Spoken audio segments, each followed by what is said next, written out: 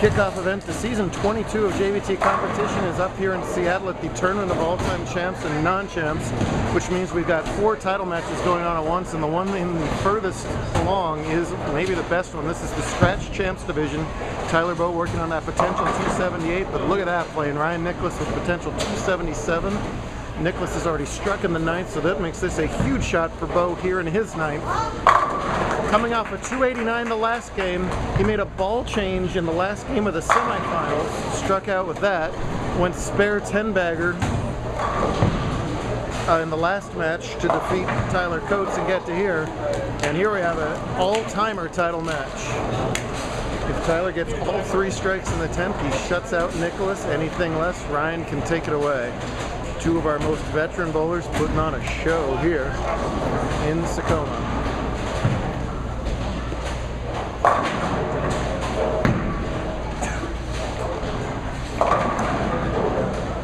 Good. What a wow! What a bizarre 8-pin. That wasn't a solid 8. It wasn't like an 8-10 type of 8-pin either. Just a weird tap at an inopportune time for Bowe. Coming from that outside line. This is a Chichen Itza, by the way, 40 feet, medium volume. What a terrible break. You can tell by Bowe's reaction.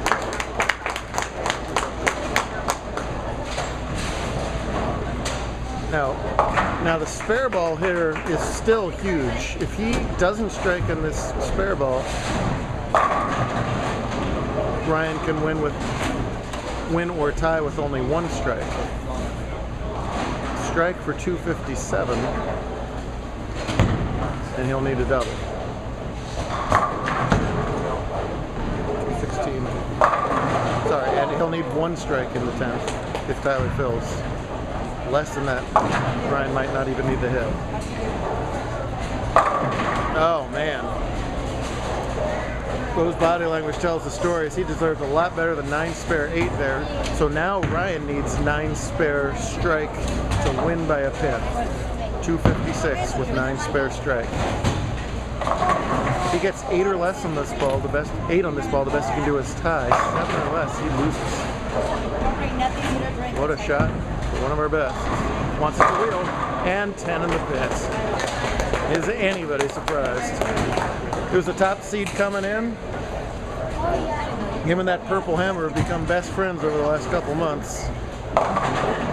And it is the money ball again. Just a errant shot in the 5th prevented potential 300 here. Ryan is going to win his 17th career JBT title and pick up a new season where he left off last season.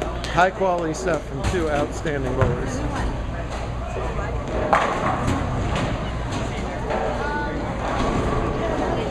Nice to see such fierce competition on the lane. Media back to being friends off the lane. Now let's switch right over to our left where we have a border war going on here. This is Michael Strothman taking on new top qualifier Maroon Rohana. Maroon looking to become our first Canadian bowler to win a JBT title. We've had 20 Canadians bowl, none of them have won yet. In the match, Michael's got to win this by 3 to tie, 4 to win, and after 8 frames, he's leading by 5. So this one is tight as well. Maroon was in the lead until he missed a single pin spare in the 8th. So he's working on that open now, shooting in the 9th. Pretty shot there on that. As always, the Canadians being louder in America. Every time that stupid team comes to my ballpark, 10,000 fans making more noise than 20,000 Seattleites. We're at it again here. Big time spot for the 2-hander here in the 10th. Whoa, is it way wide? Oh no. It would have been better for him if that had stayed wide and left something a little bit more makeable than a 2-4-8-10. He has to go for this. He has to go for it, but a 2-hander more than capable of making this. He's got to hook the ball at it, get the ball very left of the 2-pin. The 4 will bounce into the 8 and bounce further into the 10. It's got a shot, but no, it doesn't hook that much at the end. And that is disastrous. 168, so Michael needs 172 to win the match. 9 out would be, oh hey, 172, isn't that convenient? So he needs 9 pins on 2 balls.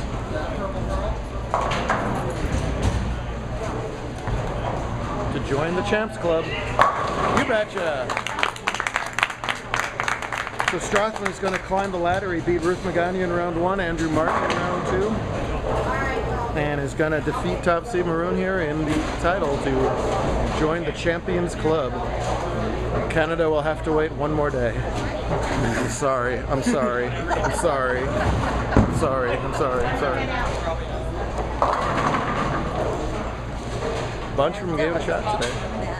Bye, BBs. See you. And impressively in the 10th frame. He's got a very calm look about him right now for a guy who's been trying to win for quite a while. The fish looks more excited on his shirt than he does. The fish is going, hey, double! But, you know. You have to make these.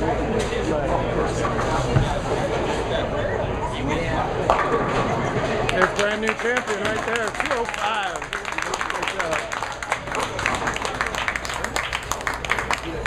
Great stuff out of both finalists over there as well. Maroon will be back.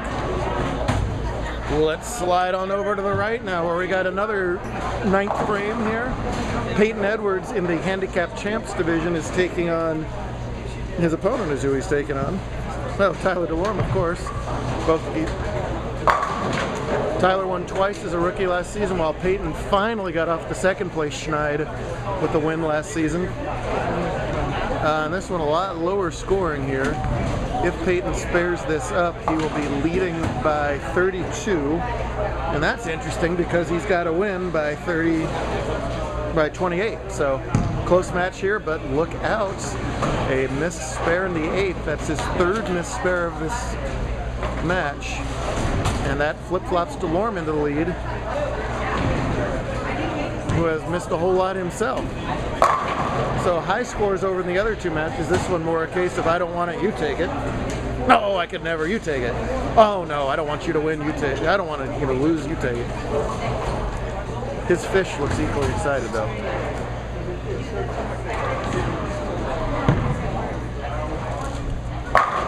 Beautiful recovery though in the 9th frame.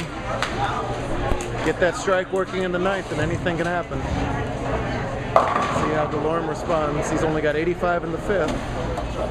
To their right, by the way, Donovan Grubaugh there bowling in the 8th frame has himself a 40-pin lead over Wong in the scratch non-champs division. So he is looking to win that title, and DeLorm comes up with a strike in his 9th.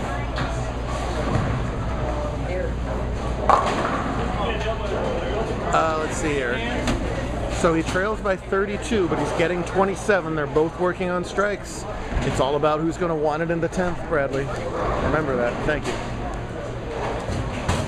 I kind of won a U17 title last year, but not the main division. That's why he's bowling in non-champs. Warm strikes, by the way. Huge double. He slaps it out.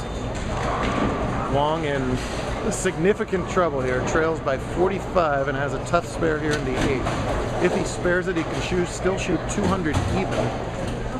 That would force Grubaugh to only mark once in the 9th and 10th. And that chop is just about going to wrap it up.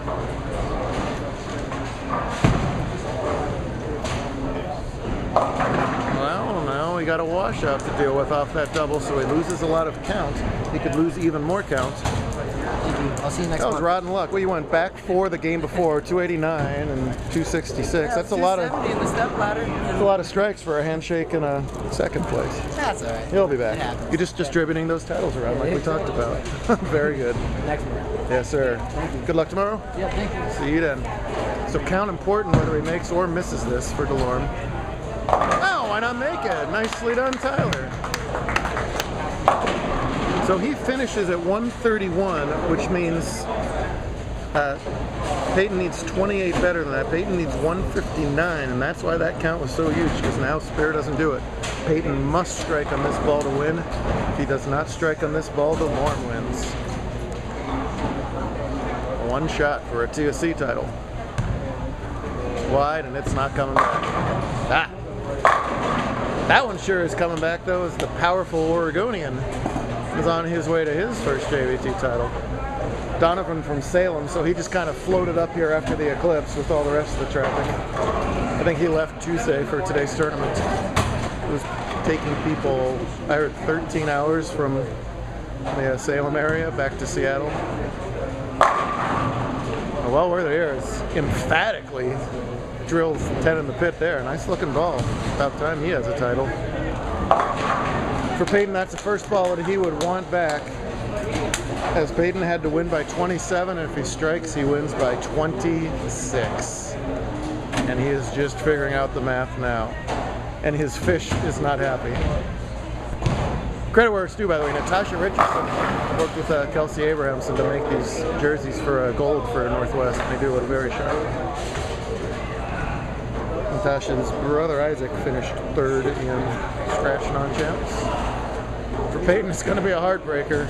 There's going to be, boy,